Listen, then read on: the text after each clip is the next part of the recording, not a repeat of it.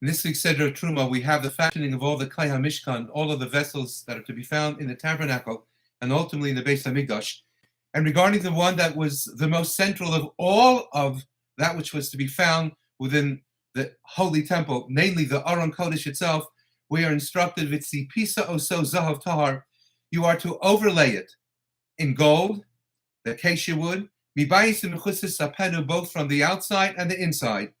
V'asisa olav zer zahav saviv, and you are as well to fashion a golden crown, as it were, on top of the lip of the outermost box. Now we know that there were really three boxes comprising the Aron. There was a golden box into which a wooden box was placed, into which another golden box was placed. But the Pasuk tells us that we generally only see two things. We see the outer box, and if we are lucky enough, we see the inner box. I say lucky enough because the Aron was to be found in the Kodesh HaKadoshim, into which only the Kohen Gadol was permitted to enter one time a year on Yom Kippurim. But based upon this pasuk, that there need be a symmetry between that which was seeable, recognizable, and discernible on the outside, to that which was in fact found on the inside within as well. The Gemara Yuma tells us, Omar Rava, Mikan Talmud Chacham she'ein tocho kevaro eino Talmud Chacham. This teaches us, in fact, that a person who masquerades, as it were, on the outside as a Talmud Chacham, as an individual of Torah and Torah knowledge and Torah direction, but his inside doesn't follow suit, well, then he's really not a Talmud Chacham. And we know the famous Gemara in Brachos regarding Rabbi Gamliel, who only permitted those individuals who are Tochon Kebaron, whose outside was a reflection of that which was to be found within themselves, to enter the Beis Medrash. But at times I think that maybe, in fact, Rabbi Elazar ben Azariah was correct in not being so quick to make that determination.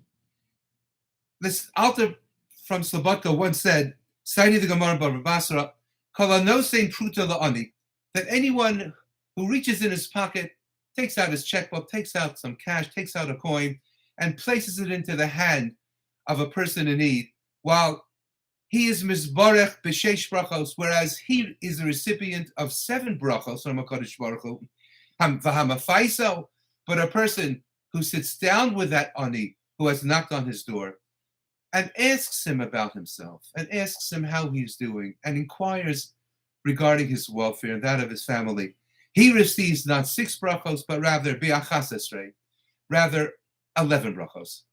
And the Alter asked, he said, I don't understand it. Giving tzedakah is the formula of the mitzvah itself. Pasoach tiftach es yodecha. We are to open our hands and take what we have and place it into the hands of those in need. Well, then we've already discharged the mitzvah itself. Then why, if we sit him down and inquire about how he is doing, do we receive 11 brachos and not 6? And explain the Alter, because when a person knocks on your door, we have a tendency of thinking, why, this person is going around, he's not even necessarily working for a living. And he's having to kumtsu, he's having to fall upon the largesse of others. So we give him what we feel he's deserving of, and we send him packing, we send him on his way. And we think that he's become a professional schnorrer. He's all right with it. He's fine with it. It's an easier path than having to work daily for a parnasa, said the Alter. That's what we see on the outside, but we don't see the shame and the angst, the frustration, the bitter tears on the inside of the person before he rings the doorbell or knocks on the door or sticks out his hand to us. And we have to look what's inside the person, said the Alter. Never mind what's on the outside of the person, sticking out his hand for tzedakah. We have to inquire regarding his inside to make him feel like a mensch. We think that we are coming to his aid and rescuing him by what we place in his hand. It's so much more significant by what we inquire of and attempt to place within his heart on the inside. That's far more important. Indeed, if a Talmud Chacham is not Tochel Kabaro. Then according to the Gemara Mori Cotton, he's not Doma Lamalch Hashem Savakos, then you don't necessarily have what to learn from him. Don't seat yourself in front of him to draw from his waters of Torah.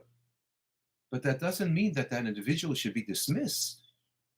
It doesn't mean that the person should be distant or eschewed. Try to understand what's going on the inside of that person, of that mensch.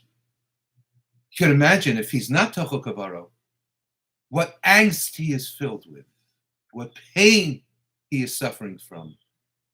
Try to address that and help him establish that his inside is also golden, reflective of what he professes externally.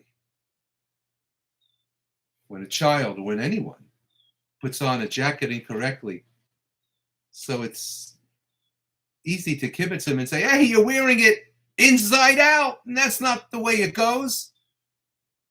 When it comes to the human life and human condition, that is the way it goes. What is to be found within an individual, whether he be an ani or a Talmud Chacham from the outside, what's on the inside is even more important.